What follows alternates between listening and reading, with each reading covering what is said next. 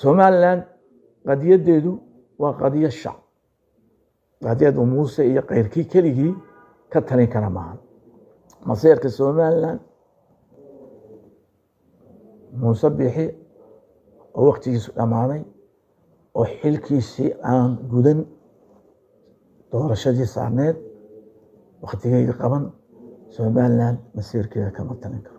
Alxamdulillahi rabbil caalamiin wasalaatu calaa sayidina Maxamed sallallahu alayhi wasallam. Horta Ilaahay mahadle subxaanahu wa tacaala, Ilaahay baa keligii mahadle. Waxaan maanta marka hore leeyahay Ilaahay subxaanahu wa tacaala sanadka cusub inuu inooga dhigo sanad khayr qaba, kii na dhaafay caawo dambaysa oo inagu raftay. Ilaahay subxaanahu wa tacaala kan inooga dhigo mid quluubteena iyo caqligeennaba mideeya, dhibaatooyinkiina soo marin Ilaahay subxaanahu wa tacaala inaga qaada.